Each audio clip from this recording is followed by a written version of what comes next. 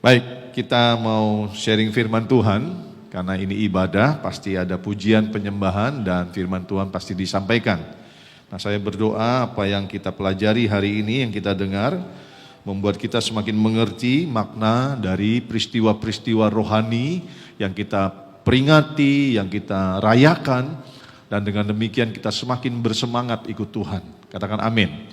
Makanya saudara, dari mimbar itu selalu diajarkan, keluar pengajaran-pengajaran yang membuat jemaat itu mengerti, sehingga ikut Tuhan itu bukan ikut-ikutan, tapi tahu kenapa saya harus lakukan ini. Ini peristiwa apa? Peristiwa penting apa? Ini tandanya apa dalam perjalanan rohani saya ikut Tuhan? Nah, kalau kita mengerti itu, saya percaya dalam mengikut Tuhan kita semakin kuat, semakin bersemangat, semakin teguh ikut Tuhan. Jadi kita nggak jadi Kristen-Kristen, kalau orang bilang Kristen-Kristen kaleng-kaleng, Kristen abal-abal yang ikut-ikutan, tapi mengerti gitu loh. Ada amin? Nah, hari ini kita merayakan hari kenaikan Tuhan Yesus ke surga. Nah, firman yang disampaikan ini untuk mengajarkan Bapak Ibu supaya mengerti artinya, maknanya. Mengapa Tuhan naik ke surga? Nah, waktu kita mengerti, kita memiliki pengharapan, semangat, sukacita dalam menjalani kehidupan di dunia yang makin banyak dengan masalah ini. Ya, siapa yang suka lihat medsos, Facebook, Instagram, thread, atau lain sebagainya? Siapa yang suka baca? Angkat tangan. Nah, kalau suka baca begitu, ya, saya mau kasih tahu. 99% berita-berita yang kita baca itu kebanyakan nggak bagus, saudara. Setuju nggak sama saya? Korupsi lah, ya, gereja yang ditutup lah, ya. Hari-hari ini lagi viral nih, ada gereja di Kalimantan Timur dilarang berdiri, saudara. Lagi viral, antrian kerja di lapangan kayak semut, saudara. Gak tahu di mana tuh. Jangankan di luar kota, di Jawa, di Batam, kalau terima loker gitu ya 100, yang ngantri 5.000, 10.000, saudara. Betul nggak? Banyak cerita-cerita, berita-berita di dunia ini yang kalau kita masukkan ke hati, bikin kita down, saudara. Bikin kita akhirnya khawatir. Yang nggak salah, saya suka juga baca berita, menambah pengetahuan. Tapi harus diimbangi dengan baca firman. Katakan amin. Harus diimbangi dengan dengar firman. Karena kita suka dengar dan baca berita tentang keadaan dunia yang Alkitab memang udah bilang. Di 2 Timotius, keadaan dunia tidak akan semakin lebih baik. Makin hari keadaan makin susah. Manusia makin brengsek, saudara. Tidak tahu terima kasih, tidak takut Tuhan, tidak mau dikasih tahu. Tuhan udah kasih tahu di Alkitab tentang keadaan dunia. Kita harus imbangi dengan baca firman, dengar firman. Karena firman Tuhan memberikan pengharapan. Firman Tuhan memberikan kekuatan. Firman Tuhan memberikan pengajaran, tuntunan, bagaimana di tengah-tengah dunia yang sulit, yang berantakan, kita bisa melewatinya bersama Tuhan dan menyelesaikan dan menjadi pemenang di dalam segala hal. Katakan amin. Makanya harus dengar firman. Makanya harus baca firman. Sehingga kita tidak jadi orang yang ketakutan. Tidak jadi orang yang khawatir dalam hidup ini karena kita punya firman. Baca firman ya di rumah. Amin. Ya, oke lah kalau baca medsos 2 jam, baca firmannya setengah jam. Padahal harusnya dibalik. Gitu ya Pak Agus ya. Baca firmannya 2 jam, medsosnya setengah jam. Atau kalau 2 jam, 1 jam 1 jam. Gitu Pak Regar ya. Ini TikToknya 5 jam, baca firman 5 menit. Makanya rohaninya nggak bertumbuh-tumbuh. Tapi jogetnya makin pintar saudara. Gitu loh. Baca firman, amin. Ya. Silakan lihat medsos, saya enggak larang. Saya suka lihat Facebook, Instagram, thread, saya suka TikTok, saya enggak buka. Kemarin ada TikTok, saya delete. Terlalu banyak yang mau dilihat, saudara. Ya, silakan. Tapi jangan buka Facebook di gereja. Jangan buka Instagram di gereja. Ya, apalagi lagi dengar firman. Saya mau jemaat Immanuel punya disiplin, punya rasa hormat terhadap hadirat Tuhan, terhadap firman Tuhan. Katakan amin. Ya, ketika Anda beribadah 2 jam, taruh handphonenya, gak usah buka, 2 jam buat Tuhan, khusus fokus sama Tuhan. Amin. Nah, siap dengar firman lebih dalam lagi? Ya, baik. Gak bisa pulang juga, hujan. Nah, saudara yang dikasihi Tuhan, tolong ditampilkan Kiel PowerPoint-nya. Saudara, hari ini kita memperingati hari kenaikan Tuhan Yesus ke surga. Naiknya kemana? Ke surga.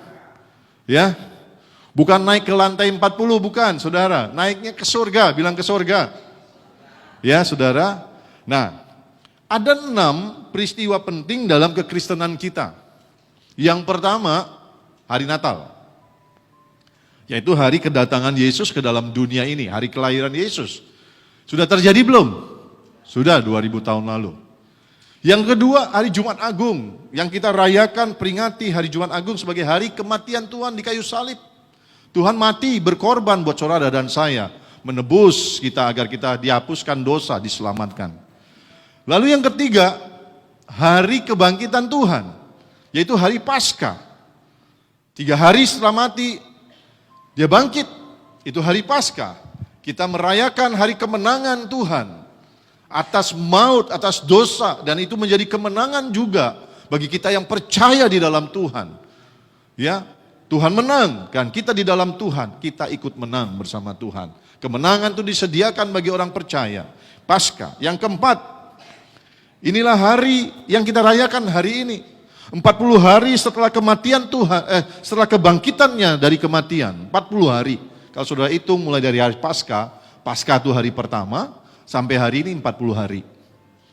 Hari kenaikan Tuhan. Sudah terjadi saudara. Lalu hari ke-50, Pentakosta. Ya, dimulai dari hari pertama dia bangkit, hari ke-50, 10 hari lagi, yaitu hari Minggu, tanggal 8 kali ya. Ya, hari Minggu tanggal 8 ya Mami ya. Kita akan merayakan hari Pentakosta, hari pencurahan Roh Kudus seperti yang dijanjikan.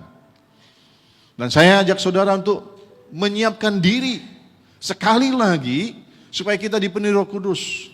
Nanti diumumkan, kita akan berpuasa selama 3 hari, mulai tanggal 6, 7, dan 8. Saya minta semua jemaat, apalagi pengerja, berpuasa. Sampai hari Minggunya kita berpuasa. Habis ibadah baru kita makan bareng saudara, bayar sendiri-sendiri. Tapi kita berpuasa. Sekali lagi minta dipenuhi Roh Kudus. Minta kehausan dan lapar akan Roh Tuhan. Dan ini sudah terjadi saudara, Pentakosta. 2000 tahun lalu di loteng Yerusalem Tuhan menggenapi janjinya, mencurahkan Roh Kudusnya bagi orang percaya. Tinggal satu lagi yang belum terjadi, yaitu kedatangan Tuhan yang kedua kalinya. Untuk menjemput kita, orang yang sungguh-sungguh, bukan cuma orang percaya saja. Garis bawah ini, supaya saudara nggak kecele. Tahu kecele? Kecele itu artinya ketipu saudara. Dengan confident, percaya diri sendiri. Aku pasti selamat, aku pasti selamat. Belum tentu. Karena yang diangkat Tuhan adalah orang percaya dan yang sungguh-sungguh melakukan firman Tuhan, saudara. Jadi enggak jaminan saudara Kristen, enggak jaminan saudara ibadah, tapi kehidupan saudara enggak sungguh-sungguh taat sama Tuhan. Kedatangan Tuhan yang kedua kali itu akan menjemput mempelainya yang layak, yang kudus dan berkenan. Nah, karena itulah firman hari ini kalau kita mengerti ternyata sudah 5 yang terjadi, tinggal 1 lagi. Kita ini sedang menantikan kedatangan Tuhan. Tuhan segera datang. Kita nggak tahu kapan, bisa nanti malam, bisa tahun depan, bisa minggu depan, bisa 10 tahun lagi. Kita nggak perlu tahu. Tapi kita harus menyiapkan diri dengan baik. Karena kita nggak pernah tahu kapan Tuhan datang. Dan saya mau kasih tahu Bapak Ibu, sering kali saya kasih tahu, kedatangan Tuhan menjemput kita bisa pada waktu yang disebut hari Tuhan itu. Dia datang dari langit, di awan-awan kita diangkat ketemu dia, di awan-awan. Bisa seperti itu yang pertama. Tapi yang kedua, Tuhan bisa datang anytime, kapan aja, melalui kematian, saudara. Melalui kematian. Dan kita tidak pernah tahu kapan datangnya. Bisa nanti pulang gereja. Saudara nggak perlu, saudara bisa berharap, berdoa kepada Tuhan. Tapi sebenarnya itu nggak masalah. Bukan masalah kapan dan bagaimana matinya. Masalah utamanya adalah kita udah siap belum ketemu sama Tuhan? Siap belum dijemput sama Tuhan? Ada yang matinya kena tabrak mobil, ada yang matinya kena timpa pohon, ada yang mati jatuh dari loteng, saudara, ada yang mati kesetrum, saudara. Ada yang matinya sakit, ada yang matinya mendadak, saudara. Mama mertua saya pingsan hari itu, setahun lebih yang lalu. Keluar dari WC pingsan, tek. Kami diberitakan mama pingsan. Saya pikir sama Bu Dewi, mama pingsan capek. Bentar juga setengah jam siuman lagi, bangkit lagi. Ternyata dia pingsan, kena stroke, batang otaknya pecah, saudara. Dan sejak sore itu, dia tidak pernah bangun lagi. Dia operasi jam 11 malam. Tidak bangun lagi. Sampai jam 12, dokter bilang sebenarnya mama udah tidak ada. Sejak dia kena stroke, batang otaknya pecah, mati, saudara. Ada yang matinya lama, sakit bertahun-tahun, saudara. Gak mati-mati. Tapi saya mau bilang begini, bukan soal kapan matinya, umur berapa mati, bukan. Bukan apa penyebab matinya. Tapi yang paling penting untuk kita tahu dan persiapkan adalah, siap gak kita menantikan waktu itu dijemput Tuhan. Saudara, segala sesuatu bisa terjadi dalam hidup ini. Tapi pertanyaannya, siap enggak kita ini kalau tiba-tiba Tuhan datang jemput kita? Jangan anggap sepele, saudara. Hidup di dunia ini, kesusahan kita ada limitnya. Saudara mungkin hari ini sedang menderita masalah keuangan, kepepet, susah, tersesak karena keuangan. Tapi ada limitnya, saudara. Ada batas waktunya. Kadang-kadang kesesakan itu hanya hitungan bulan. Paling 2-3 tahun habis itu selesai, saudara. Saya banyak dengar, Pak dulu kami susah, kami miskin. Tapi habis itu kaya lagi, saudara. Saya juga sering alami kepepet. Hitungan bulan habis itu ada lagi berkat. Kalaupun sakit, sakitnya berat, ada limitnya, saudara. Paling 5 tahun, 10 tahun. Mertua saya laki-laki lumpuh. 7 tahun, Tuhan angkat sakitnya. Tuhan bawa ke surga. Ada limitnya di dunia ini, kesusahan. Tapi kalau kita tidak siap masuk surga, masuknya ke neraka, penderitaan yang sangat-sangat berat, siksaan yang sangat berat, dan itu tidak ada limitnya selama-lamanya. Pertanyaannya, mau masuk neraka? Mau masuk neraka? Pasti saudara jawab enggak. Maaf nih saya harus ngomong ini, di luar konteks, ini saya ngalir aja. Banyak orang mau masuk surga, tapi enggak mau siapkan diri. Banyak orang mau masuk surga, tapi enggak mau bayar harga. Banyak orang mau masuk surga, tapi enggak mau sungguh-sungguh ikut Tuhan. Nah kalau kebetulan itu saudara ada di sini yang sungguh-sungguh, puji Tuhan. Lebih sungguh lagi ikut Tuhan, amin.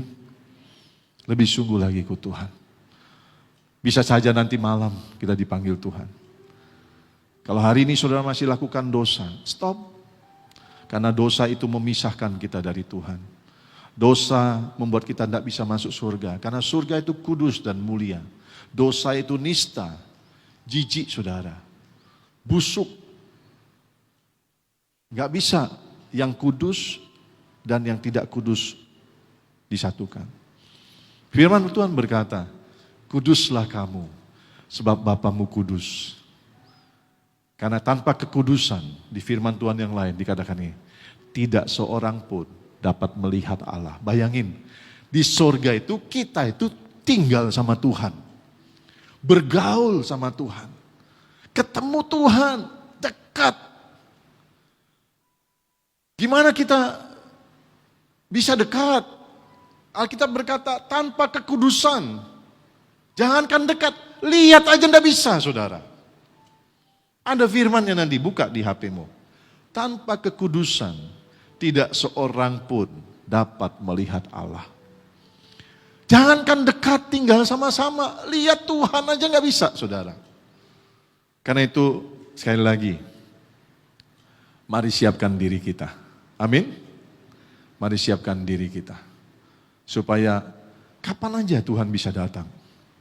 Ada yang nggak sakit, saudara. Nggak ada tanda-tanda. Lagi tidur dibangunin. Nggak ada, saudara. Tuhan bawa. Alkitab berkata, satu kali nanti, setiap orang harus mempertanggungjawabkan hidupnya di hadapan Tuhan. Baik atau buruk, semua harus dipertanggungjawabkan. Yang mengerti bilang amin. Katakan yes, yes, yes, aku mau siapkan diriku baik-baik. Ya, baik. Kita lanjut ya. Kita langsung masuk kepada tema hari ini. Makna kenaikan Tuhan Yesus ke surga. Ya, kita baca sama-sama, ada di layar, saudara. Kisah Para Rasul pasal 1 ayat 9 sampai 11. Sesudah ia mengatakan demikian, ia ini Yesus, saudara. I-nya huruf besar. Sesudah ia mengatakan demikian, terangkatlah ia disaksikan oleh mereka. Saya kasih warna beda, fontnya saya besarkan, itu poin pentingnya. Terangkatlah Yesus disaksikan oleh mereka, ya. Dan awan menutupnya dari pandangan mereka. Ketika mereka sedang menatap ke langit, waktu ia naik itu tiba-tiba berdirilah dua orang berpakaian putih dekat mereka. Dan berkata kepada mereka, hai orang-orang Galilea, mengapakah kamu berdiri melihat ke langit? Yesus ini yang terangkat ke surga, meninggalkan kamu akan datang kembali dengan cara yang sama seperti kamu melihat dia naik ke surga. Nah, ini ayat yang selalu dan sering dipakai untuk mengajarkan tentang kenaikan Tuhan Yesus ke surga. 3 ayat ini, saudara. Nah, 3 ayat ini punya makna yang cukup besar, dalam berarti. Yang saya kasihkan warna berbeda dan font berbeda. Kalau saudara lihat di situ, terangkatlah ia disaksikan oleh mereka. Nah, saudara, 3 ayat ini jelas membuktikan bahwa Yesus, perhatikan, 3 ayat ini jelas membuktikan bahwa Yesus, Tuhan kita dan Juru Selamat kita itu adalah benar-benar naik ke surga. Kenapa? Karena peristiwa ini dicatat dan disaksikan oleh murid-muridnya. Disaksikan langsung, saudara. Bukan dari kata orang. Jadi peristiwa kenaikan Yesus ke surga itu disaksikan langsung oleh murid-muridnya. Kalau saudara teliti lebih dalam, yang menyaksikan bukan 1 orang. Bukan 2 orang. Kalau dikatakan murid-muridnya, berarti murid Yesus ada 11, bahkan lebih lagi murid-murid yang lain. Karena murid inti Yesus 12, si Yudas mati, ada 11, bahkan ada murid-murid yang lain, lapis 2, lapis 3. Dan saya percaya itu cukup banyak untuk menjadi saksi yang kuat karena mereka melihat langsung Yesus terangkat ke surga. Kemudian apa lagi? Dikatakan ada 2 orang, ya. Di ayat yang ke-10 ketika mereka sedang menatap langit, tiba-tiba berdirilah 2 orang berpakaian putih. Saya cari literaturnya, siapa 2 orang ini? Dan para ahli kitab, ahli teologi berkata 2 orang ini adalah malaikat yang dikirim Tuhan untuk meyakinkan murid-murid yang sedang bingung, saudara. Terheran-heran. Kenapa? Tidak ada di dunia ini orang bisa mengalahkan gaya gravitasi, saudara. Coba kasih tahu saya, siapa yang bisa mengalahkan gaya gravitasi? Waktu Yesus naik, mereka heran, kok Yesus itu terangkat, saudara? Sampai hilang dari penglihatan. Waktu mereka masih menatap, mana Yesus? Mana? Tiba-tiba ada 2 malaikat yang dikirim Tuhan untuk meyakinkan mereka. Dan malaikat ini berkata, hai orang-orang Galilea, mengapa kamu berdiri menatap ke langit? Yesus ini yang terangkat ke surga. Malaikat memberikan satu penegasan, katakan penegasan, bahwa Yesus naik ke surga, saudara. Makanya di awal saya bilang, Yesus naik kemana? Bukan naik ke lantai 50, Yesus naiknya ke surga. Yesus naik ke surga, jelas. Meninggalkan kamu, dan malaikat memberikan satu statement lanjutan.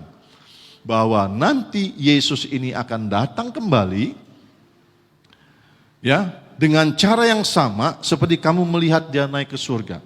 Makanya ketika kita belajar Alkitab tentang akhir zaman, tentang kedatangan Tuhan yang kedua kali, kita mengerti Yesus itu akan datang turun dari langit di awan-awan, dan dia akan menjemput pertama orang yang percaya yang duluan mati, dibangkitkan ketemu Tuhan di surga, di awan-awan. Baru kita yang masih hidup, kalau pas Yesus datang, kita berbahagia karena kita juga akan diangkat.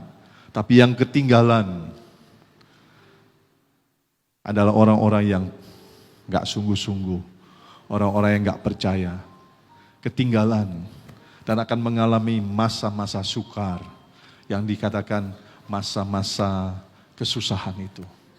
Nah, saudara yang dikasih Tuhan, 3 ayat ini ya membuktikan bahwa Yesus itu benar-benar naik ke surga.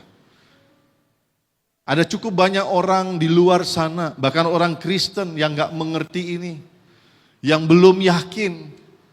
Bahkan orang-orang di luar sana yang berkata, kok kamu nyembah Yesus? Bukankah dia manusia? Karena mereka gak ngerti Alkitab, saudara. Gak apa-apa, kita gak usah berdebat. Karena mau dijelasin bagaimanapun, mereka tidak akan mengerti. Sudut pandangnya beda.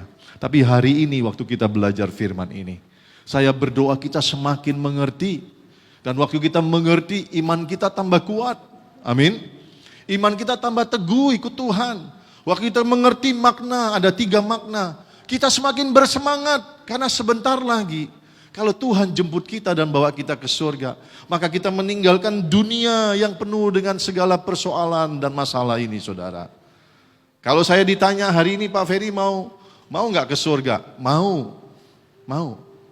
Nggak sayang sama Bu Dewi sama anak-anak? Sayang. Tapi kalau memang sudah maunya Tuhan, saya siap. Saya siap. Saya pernah 1 kali aja tawar-tawaran sama Tuhan. Waktu itu tahun 2000, saudara. 25 tahun lalu. Saya ke Batam, ada proyek catering di Tanjung Uncang, saya sama kakak saya, dijemput sama bosnya. Kami ngelihat catering di Tanjung Uncang, lalu saya sorenya sekitar jam 7 malam makan di Sop Yongki, sop ikan di Nagoya. Tiba-tiba dada saya sakit, saudara. Saya dikasih mama saya obat, Sedokart itu saya taruh. Bukan tambah baik, tambah dakduk, kepala saya pusing. Habis makan diantar ke Goodway Hotel, dulu masih ada, sekarang udah tutup Goodway. Di kamar babuk-babuk, saya mau makan 1 lagi obatnya, untung saya telepon istri saya. Mi, aku makan, jangan, enggak boleh itu, 1 aja. Malam itu saya bergumul, kakak saya lagi tidur. Saya pikir ini waktunya mau mati. Saya bilang, Tuhan, waktu itu saya udah PDP, saudara. Tahun 99 saya udah pendeta pembantu, pendeta Pratama. Saya udah melayani Tuhan. Saya bilang, Tuhan, aku gak takut mati loh Tuhan. Karena saya sadar, saya ini dalam posisi apa ikut Tuhan. Aku gak takut mati. Tapi kalau boleh, nanti matinya Tuhan. Karena anak-anakku masih kecil. Sekarang anak-anak saya udah kerja semua, saudara. Sorry mami. Kalau Tuhan mau panggil saya siap. Saya siap. Saya sudah bangun gereja, saya sudah siapkan pemimpin-pemimpin di tempat ini. Kalau saya tidak ada, gereja pasti terus jalan. Ada Pak Timur, ada Pak Abed, ada Pak Sam, ada Pak Steady, ada Bu Marta, ada Pak Agus, ada Pak Andra, ada Pak Ardeman, ada Pak Tito yang akan terus meneruskan gereja ini. Lanjut ya. Yang penting kita siap, saudara. Amin. Nah, mari kita belajar lebih dalam lagi. Mari kita belajar ada 3 makna atau arti dari kenaikan Tuhan Yesus. Katakan ada 3. Kurang semangat. Angkat tangannya, bilang ada 3. Ya, ada 3 makna dari kenaikan Tuhan Yesus ke surga yang perlu kita mengerti. Dan ini akan mempengaruhi kehidupan kita dalam mengikut Tuhan. Waktu kita mengerti, saudara. Pertama, kenaikan Tuhan Yesus ke surga membuktikan Dia adalah Tuhan. Jadi nanti kalau memang saudara ketemu orang yang gak percaya, yang meragukan tentang Yesus itu Tuhan atau tidak, saudara boleh pakai peristiwa ini ya untuk menjelaskan. Tapi kalau saya gak mau berdebat. Kalau orang gak mau percaya ya urusan lu lah, gitu loh. Tapi kalau mau juga menjelaskan untuk keluarga, kalau ada yang tanya, betul gak Yesus Tuhan? Nah, boleh pakai peristiwa ini ya. Makna kenaikan Yesus ke surga yang pertama membuktikan bahwa Dia adalah Tuhan. Ada banyak peristiwa yang membuktikan Dia adalah Tuhan. Kalau kita mau lihat bagaimana perjalanan hidupan Yesus yang banyak diceritakan di Injil, Matius, Markus, Lukas, Yohanes, Yesus menyembuhkan orang sakit, mencelikkan mata yang buta, orang bisu bicara, orang mati dibangkitkan, saudara. Itu salah satu bukti bahwa Dia adalah Tuhan. Manusia mana yang bisa membangkitkan orang yang mati, saudara? Manusia mana yang bisa mencelikkan mata yang buta? Tidak bisa, saudara. Alkitab juga menceritakan, satu kali Yesus menyuruh murid-muridnya, kalian jalan dulu di Danau Tiberias, dia naik ke bukit untuk berdoa. Lalu tiba-tiba ada angin sakal, saudara, angin ribut, melanda kapal murid-muridnya. Mereka mau tenggelam. Tiba-tiba Yesus datang. Bayangin, tiba-tiba Yesus yang di bukit, tiba-tiba ada di depan perahu berjalan di air, saudara. Peristiwa ini juga membuktikan bahwa Dia adalah Tuhan. Manusia mana yang bisa jalan di atas air? Tidak ada. Kecuali Yesus. Dia 100% manusia, tapi juga 100% juga adalah Allah. Katakan amin, saudara. Tepuk tangan buat Tuhan. Ada banyak peristiwa yang ditulis di Alkitab yang menunjukkan, membuktikan bahwa Dia adalah Tuhan. Dan salah satunya peristiwa kenaikannya di atas kayu salib, saudara. Peristiwa kenaikan Dia ke surga. Peristiwa kebangkitan Dia dari kematian setelah disalib juga membuktikan. Manusia mana yang pernah mati lalu bangkit? Tidak ada, saudara. Hanya Yesus yang mati 3 hari kemudian Dia bangkit. Lalu Dia naik ke surga, membuktikan bahwa Dia adalah Tuhan. Dia Tuhan yang hidup. Dia Tuhan yang bukan Tuhan yang mati, Dia Tuhan yang hidup. Dia ada di surga. Sekarang lagi viral, saudara. Saya suka nonton juga Edis TV. Siapa yang suka nonton Edis TV? Edis adalah seorang yang dipakai Tuhan untuk memberikan penjelasan, pengertian tentang kekristenan. Dan Edis juga dipakai Tuhan untuk membongkar, mengcounter pernyataan-pernyataan salah, pernyataan miring dari tetangga sebelah, saudara. Yang kita nggak mungkin bisa lakukan itu. Saya memang nggak mau dan juga nggak bisa lakukan. Karena di Republik ini kalau kita senggol-senggol masuk penjara kita. Saudara yang dikasihi Tuhan, banyak yang mempertanyakan. Bahkan tidak percaya Yesus Tuhan. Tapi peristiwa-peristiwa ini bagi kita semakin meneguhkan iman kita. Bahwa tidak salah kita percaya Yesus adalah Tuhan dan Juru Selamat kita. Dia Tuhan yang berasal dari surga. Dia turun ke bumi menjadi manusia. Dan karena Dia berasal dari surga, Dia naik kembali ke surga. Katakan amin. Amin. Dia adalah Tuhan. Tuhan yang hidup, bukan Tuhan yang mati, saudara. Kita bangga punya Tuhan yang kita percaya itu hidup, Dia berkuasa. Dia memiliki surga, dia berkuasa atas apa yang ada di semesta alam ini. Dia yang mengatur semuanya. Dan peristiwa kenaikan Yesus ini seharusnya, perhatikan saya, seharusnya membuat iman kita semakin kuat ikut Yesus. Kita tidak lagi tergoyahkan dengan perkataan, pengajaran sesat yang berkata Yesus Tuhan manusia. Ada seorang pendeta terkenal, saudara, jemaat puluhan ribu, doktor menulis banyak buku, puluhan buku berkata, Yesus itu bukan Tuhan.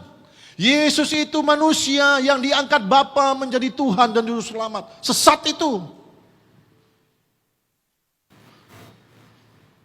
Saya punya argumentasi yang banyak, bukan karena saya pintar, tapi karena saya membaca, saya mengerti, saya mengimani dari peristiwa-peristiwa yang ada. Yesus itu adalah Allah sendiri.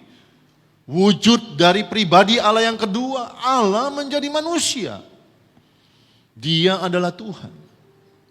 Dia bukan manusia hebat, manusia baik yang diangkat menjadi Tuhan oleh Bapa, tapi dia adalah pribadi Allah itu sendiri.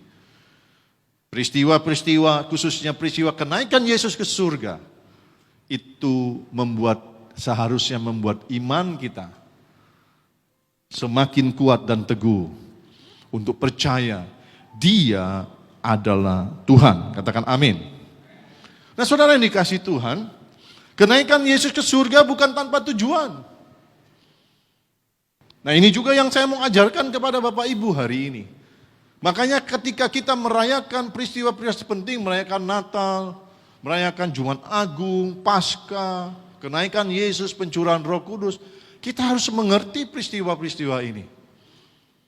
Saudara, Yesus naik ke surga bukan tanpa tujuan, karena semua yang dilakukan Yesus, semua yang diputuskan Yesus, semua yang dikatakan Yesus, punya maksud-maksud tertentu yang semuanya baik buat kita, saudara.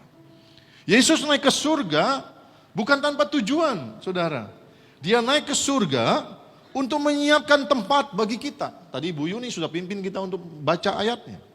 Dia naik ke surga untuk menyiapkan tempat bagi kita, saudara.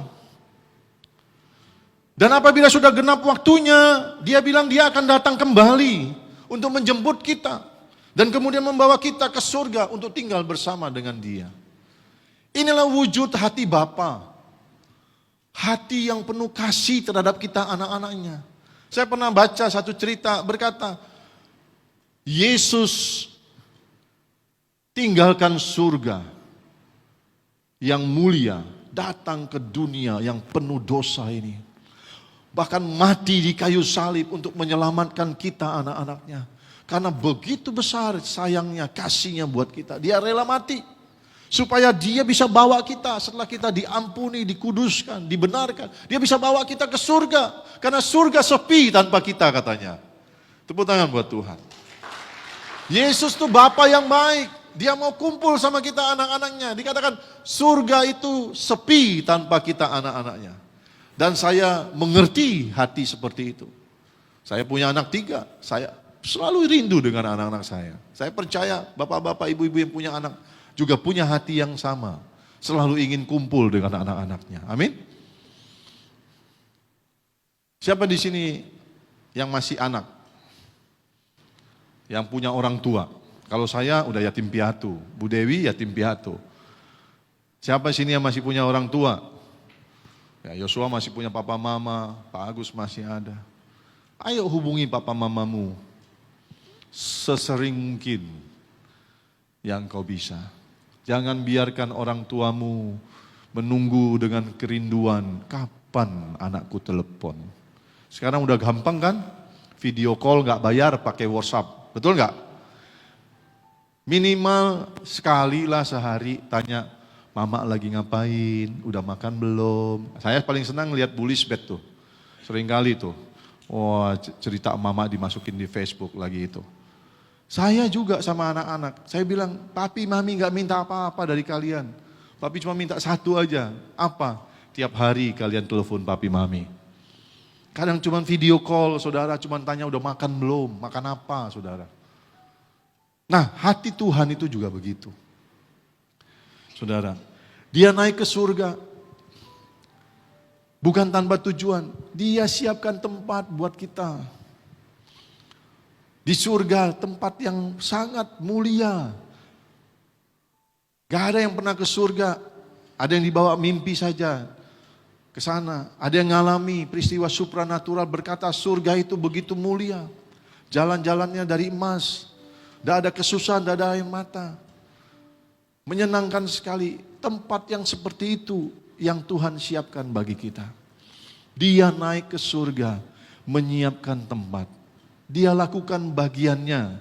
Pertanyaan buat kita, kita udah siapkan diri belum untuk masuk surga? Yuk kita tanya diri pribadi masing-masing.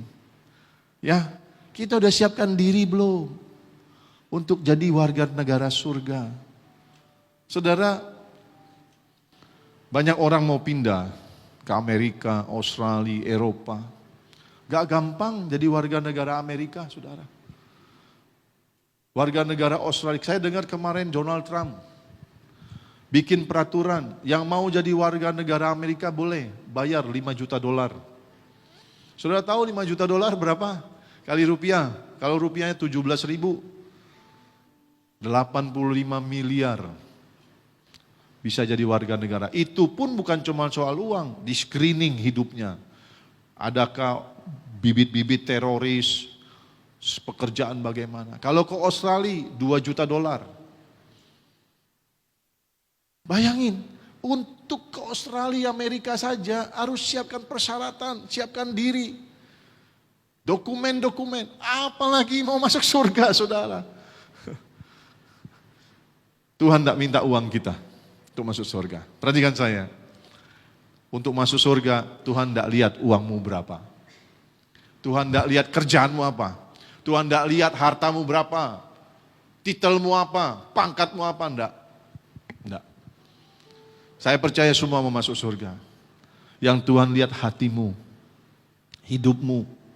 Betul-betul enggak engkau persembahkan, engkau siapkan untuk masuk surga. Kelihatan orang yang siapkan hatinya, dirinya. Dia akan jaga supaya dia hidupnya kudus. Dia bisa saja lakukan dosa, tapi dia bertobat untuk dosa yang dia lakukan. Aduh Tuhan ampun, kemarin aku salah, aku gak mau hidup dalam dosa, aku bertobat. Dia mau dekat sama Tuhan. Dia baca firman supaya dia mengenal pribadi Tuhan. Dia intim sama Tuhan, dia berdoa. Dia melayani Tuhan. Karena dia mau dapat poin. Karena di surga tadi nanti gak ada orang malas, saudara. Tuhan lihat hati. Kalau saudara diajak doa gak mau, tiba-tiba pingin ke surga, Tuhan juga gak mau terima saudara.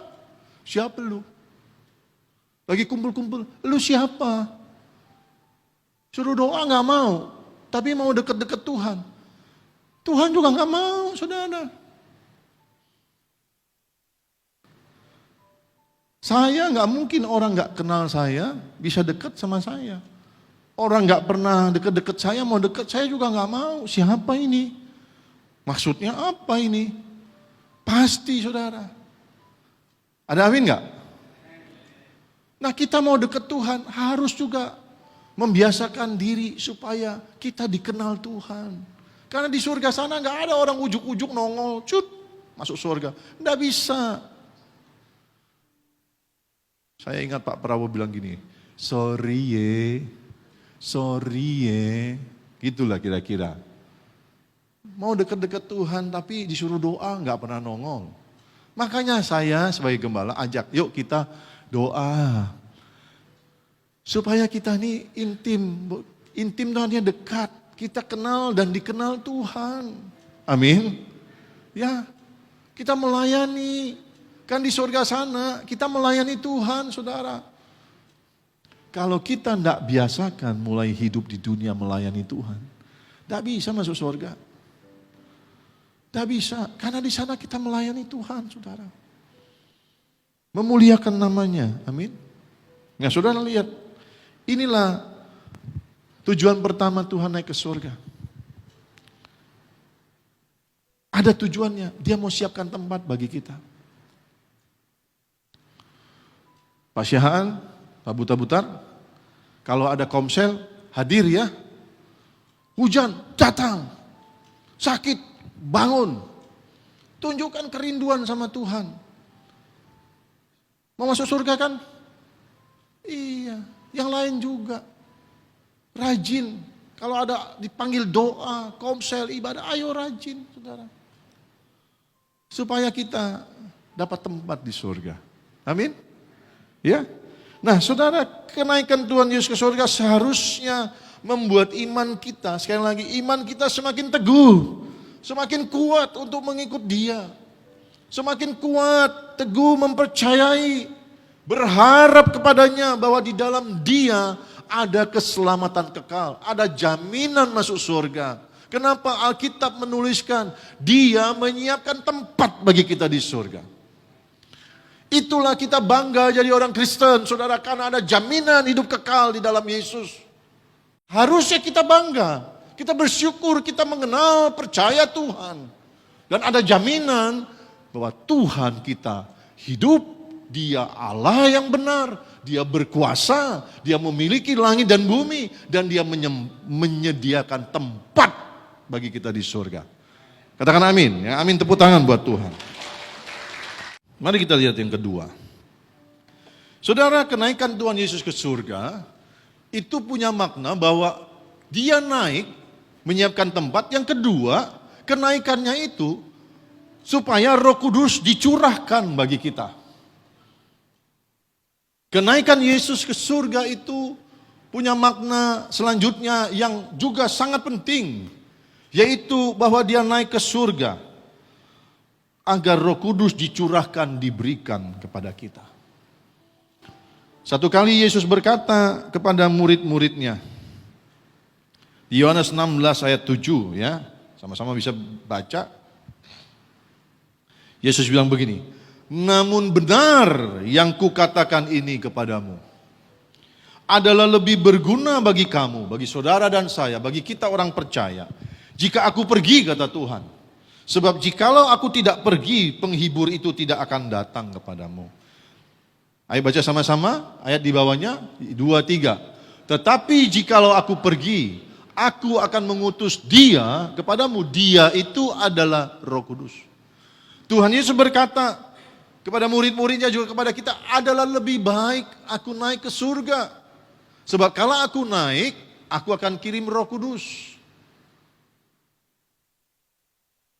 Saudara, waktu Yesus hidup, Yesus menjumpai banyak orang. Tapi skalanya hanya ribuan. Cerita di Alkitab, Yesus ketemu dan memberi makan 5.000 orang laki-laki. Kalau dikali 2 suami istri plus anak 2, ya 20.000 lah. Tapi manusia di belahan bumi yang lain belum mendengar, belum pernah mengenal Tuhan. Saudara yang dikasih Tuhan, Yesus tahu hal itu. Yesus bilang, adalah lebih baik aku naik ke surga, supaya Roh Kudus turun, Roh Tuhan. Dan Roh Kudus ini akan memenuhi, menjumpai, menyertai semua orang percaya, termasuk kita di tempat ini. Katakan amin. Ya. Kalau aku pergi, aku akan mengutus Dia kepadamu. Yang dimaksudkan oleh Tuhan, penghibur itu adalah Roh Kudus. Dan Roh Kudus itu diberikan tidak hanya sebagai penghibur, tetapi juga Dia diberikan untuk menjadi penolong.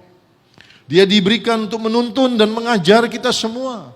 Roh Kudus diberikan kepada kita untuk mengingatkan kita akan firman Tuhan yang kita dengar. Dan itu dituliskan dalam Yohanes 14 ayat 26, saudara bisa baca. Mari baca sama-sama 2-3.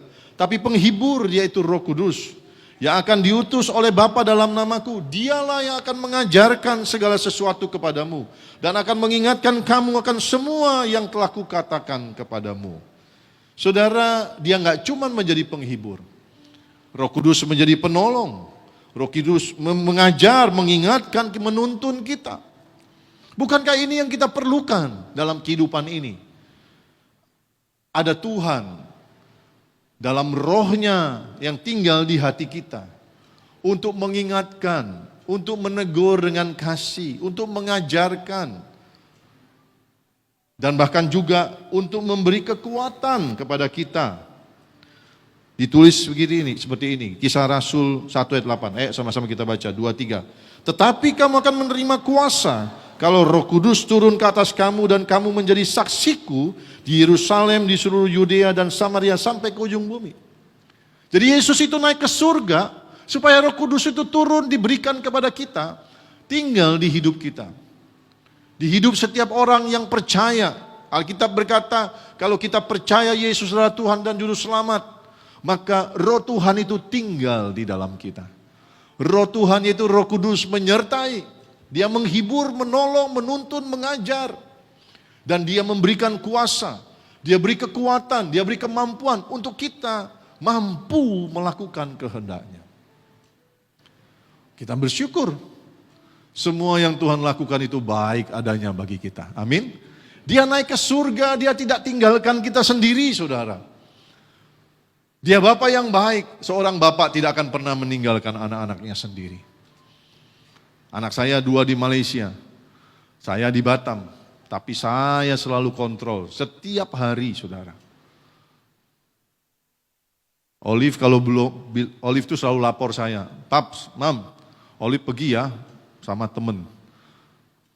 Kalau kita belum dengar kabar dia sudah pulang sampai di apartemennya, kami belum bisa tidur, saudara.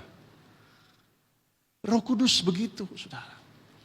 Saking sayangnya Tuhan sama kita. Dia berikan rohnya tinggal di dalam hati kita semua. Dalam hidup kita, menyertai kita. Dalam segala perkara, dalam segala keadaan. Dia mau menolong. Dia mau menghibur, menuntun, mengajar, memberi kekuatan. Supaya kita mampu melakukan firman-Nya. Supaya kita jadi pemenang. Supaya kita berhasil, supaya kita hidupnya damai, karena ada Roh Kudus di sini, hati kita damai. Amin. Supaya kita bersuka cita, supaya kita kuat, saudara. Wow, katakan wow. Itulah sebabnya Tuhan naik ke surga, supaya Roh Kudus-Nya turun ke atas kita. Dia tidak meninggalkan kita sendirian. Saudara yang dikasihi Tuhan, itulah sebabnya sebagai orang percaya, perhatikan saya. Sebagai orang percaya, kita harus selalu dipenuhi Roh Kudus. Katakan harus selalu dipenuhi Roh Kudus. Kata dipenuhi Roh Kudus itu artinya Roh Kudus itu penuh. Bukan setengah. Bukan 3/4. Tapi dipenuhi Roh Kudus, saudara. Supaya apa? Supaya kita memperoleh kekuatan, kemampuan, kuasa. Supaya kita merasakan damai. Supaya kita kuat menghadapi persoalan hidup ini. Kita harus selalu dipenuhi Roh Kudus. Nah, saudara, supaya kita bisa menjadi taat. Supaya kita bisa setia. Supaya kita bisa dipakai jadi saksinya Tuhan. Akan kelihatan orang yang dipenuhi Roh Kudus itu bersemangat ikut Tuhan. Akan kelihatan orang yang dipenuhi Roh Kudus itu gak gampang kecewa. Gak gampang patah hati. Gak gampang tawar hati, saudara. Orang yang dipenuhi Roh Kudus gak gampang jatuh dalam dosa. Orang yang dipenuhi Roh Kudus akan selalu rindu untuk menyenangkan hati Tuhan. Orang yang dipenuhi Roh Kudus akan selalu rindu untuk melayani Tuhan. Maka kelihatanlah orang-orang yang dipenuhi Roh Kudus. Orang yang dipenuhi Roh Kudus sekalipun dia sibuk, sekalipun dia lagi bermasalah, dia berbeban, itu tidak menghalangi dia untuk terus ikut Tuhan sungguh-sungguh. Kalau saya bilang sama saudara kita harus dipenuhi Roh Kudus, saudara mungkin tanya, gimana caranya Pak? Ya saya bilang gampang. Saudara punya HP kan? Siapa yang punya HP sini? Pasti semua punya HP. Gimana supaya HP-mu selalu penuh baterainya? Dicas toh? Dicas toh? Saya punya disiplin di rumah. Saya beli HP, dikasih chargernya satu. Saya beli satu lagi, saudara. Agak mahal sih iPhone. Karena saya mainnya 2 tingkat, atas bawah rumah saya. Di kamar saya kasih satu, di bawah satu. Malahan istri saya juga pakai iPhone, punya charger juga, saudara. Kalau saya di bawah, pulang dari keluar, mulai malam aja. Saya mau tidur, saya pastikan handphone saya sebelum tidur full. Supaya besok pagi kalau saya keluar rumah, handphone saya full. Saya jarang sekali kehabisan baterai. Jarang sekali. Karena saya disiplin untuk mengecas sebelum tidur. Di rumah saya ada timer. Oh, tinggal 50, saya pencet timernya 1 jam. Saya cas, saya pergi tidur. Kalau udah 1 jam, udah penuh dia mati sendiri. Jadi baterainya nggak gembung, saudara. Penuh, keluar rumah penuh. Pulang rumah jam 12, jam 1 tinggal 70, saya cas lagi, penuh lagi, saudara. Jarang sekali saya kehabisan baterai. Kenapa? Selalu disiplin ngecas. Nah rohani kita, hidup kita, kalau mau dipenuhi Roh Kudus, sama kita harus ngecas. Nempel sama Tuhan, intim sama Tuhan, amin. Jangan sampai kehabisan, kita bisa rasakan. Pasti bisa rasa, aku ini sama Tuhan gimana? Semangat enggak? Kalau enggak semangat ngecas lagi, casnya gimana? Mendekat sama Tuhan. Itu namanya ngecas, nempel, saudara, nempel. Ayo tangannya, nempelnya boleh gini, boleh begini, ya. Ayo kiri kanan bilang gini, nempel sama Tuhan, bilang gitu, ya. Nempel sama Tuhan, ya, intim sama Tuhan. Caranya apa? Berdoa, baca firman, bersyukur, memuji menyembah Tuhan, libatkan Tuhan dalam hari-harimu. Di mobil berdoa sama Tuhan. Lagi kerja bernyanyi bagi Tuhan. Ingat Tuhan. Tuhan itu selalu ada bersama kita. Tuhan tidak kemana-mana. Tuhan itu sejauh doa. Begitu kita mau connect, kita connect sama Tuhan. Itulah enaknya punya Tuhan seperti Tuhan Yesus. Amin. Kapan waktu kita mau ketemu Dia? Asal kita mau ketemu, Tuhan selalu buka tangan untuk menerima kita anak-anaknya. Saudara yang dikasih Tuhan, kita harus dipenuhi Roh Kudus. Dengan banyak membangun keintiman dengan Tuhan. Dan orang-orang yang membangun keintiman dengan Tuhan ini akan berubah hidupnya. Berubah, semangat seperti saya jelaskan banyak hal tadi. Cukup banyak orang Kristen yang gak mau intim. Cukup banyak. Bahkan di gereja ini cukup banyak. Jangan marah sama saya. Saya lihat dari mimbar, saya tahu jemaat saya. Siapa sih? Doa unity itu hanya sebagian kecil aja dari kehidupan kekristenan kita. Dari kehidupan doa kita. Doa unity. Doa fajar. Itu hanya 30 menit saja. Gak usah alasan sama saya. Yang 30 menit aja tidak dilakukan. Saudara bilang kami di luar 2 jam 3. Bohong. Yang 30 menit aja nggak lakukan. Yang di luar juga nggak lakukan. Jangan marah sama saya. Saya ajak semua, puji Tuhan kemarin terakhir berapa orang nih? Yang doa? 27 saudara. Ya saya berharap, ayo saudara ambil bagian minimal seminggu sekali. Senin sampai Rabu jam 8:30 habis beres-beres makan. Ayo kita doa buat bangsa, buat kota, buat gereja, buat orang-orang yang sakit. Ya, amin. Banyak orang Kristen yang gak mau intim sama Tuhan. Dan saya melihat realitanya orang-orang yang gak mau intim, gak mau sungguh-sungguh sama Tuhan. Banyak pergumulan yang gak selesai dalam hidupnya. Banyak masalah yang gak selesai. Orang yang gak mau dekat sama Tuhan. Babak belur. Lelah, capek, galau, saudara. Karena tidak mau dekat. Kalau kita tidak dekat sama Tuhan, gak ada Roh Kudus memenuhi kita, capek ngadapin hidup ini, banyak persoalan, saudara. Ayo kita intim sama Tuhan, amin.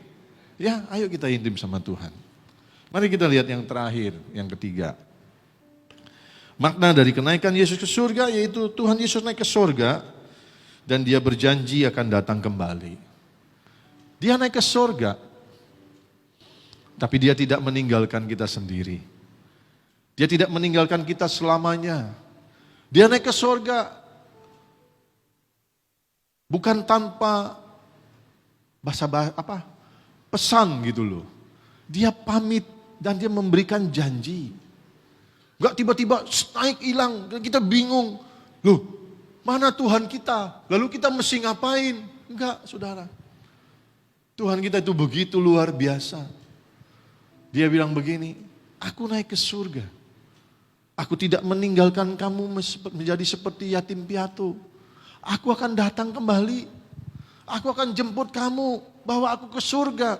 Bawa kamu ke surga. Di mana aku berada, di situ pun kamu berada. Tadi, Yohanes 14 ayat 2 dan 3. Sama, ayat yang sama, Yohanes 14 ayat 18. Tuhan bilang, aku tidak meninggalkan kamu sebagai yatim piatu. Yatim piatu tahu, kayak kami. Gak punya orang tua lagi. Enggak, saudara. Tuhan gak meninggalkan kita sebagai anak-anak yatim yang kebingungan, gak ada orang tua. Gak jelas mau ngapain, mau kemana, enggak. Tuhan bilang, aku akan datang kembali kepadamu. Itu janji Tuhan. Dan kalau Tuhan janji, dia pasti, katakan pasti. Pasti dia lakukan. Karena Tuhan tidak pernah ingkar janji. Tuhan tidak pernah lalai. Tuhan tidak pernah lupa. Dia pasti datang kembali. Alkitab berkata, satu perikop berkata, ada banyak orang berkata, dari dulu ngomongnya Tuhan mau datang, Tuhan mau, gak datang-datang. Di situ dituliskan, kalau Tuhan belum datang, itu artinya Tuhan masih kasih kesempatan buat saudara dan saya untuk menyiapkan diri. Katakan amin. Kalau sampai hari ini Tuhan belum datang, kata firman Tuhan, itu artinya Tuhan masih sayang sama kita. Kasih kesempatan buat kita bertobat dan berubah, saudara. Tapi satu yang perlu kita tahu dan yakinkan, dia pasti datang. Dia pasti datang, saudara. Nah, saudara, Tuhan Yesus naik ke sorga. Dia berjanji akan datang kembali. Janji inilah yang menjadi pengharapan setiap orang percaya. Mengapa sampai hari ini saya masih melayani Tuhan? Saya masih mau lakukan ini dan itu, saudara. Karena saya percaya bahwa Yesus akan datang kedua kali, jemput saya dan bawa saya ke surga, saudara. Makanya saya masih melayani. Saya ajak istri, anak-anak saya sungguh-sungguh ikut Tuhan. Karena nanti kami mau kumpul di surga, saudara. Karena itu Bapak Ibu, kalau ada istri, suami, anak-anakmu yang gak sungguh-sungguh, kasih tahu, nasihatin, ajak, bimbing mereka, nasihati mereka, ayo sungguh-sungguh sama Tuhan, supaya nanti kita ketemu di surga. Amin. Orang tuamu yang belum sungguh-sungguh, kasih tahu, temanmu yang kau sayang, kasih tahu, supaya semuanya bisa kumpul di surga, saudara. Kalau nggak mau dikasih tahu, doakan, saudara. Orang yang nggak bisa dikasih tahu lagi, jangan dibenci, saudara. Ya udahlah, terserah kau lah, mati-matilah kau. Jangan, saudara. Amin. Terserah kau lah, masuk neraka lah kau. Jahat kali kita kan, malah nyumpah kita. Jangan. Kita kasih tahu, nggak mau, ya udah, kita doakan dia dengan penuh kasih. Amin. Ya. Karena kemarahan, kebencian, kekerasan tidak menyelamatkan. Tapi kasih itulah yang menyelamatkan. Amin. Ya. Jadi Yesus naik ke surga dan dia berjanji datang kembali. Itulah menjadi pengharapan setiap kita orang percaya. Itu yang membuat kita terus bersemangat, bersukacita ikut Tuhan, taat, melayani Tuhan. Karena kita tahu semua yang kita lakukan itu sebagai persiapan nanti Yesus datang kembali jemput kita.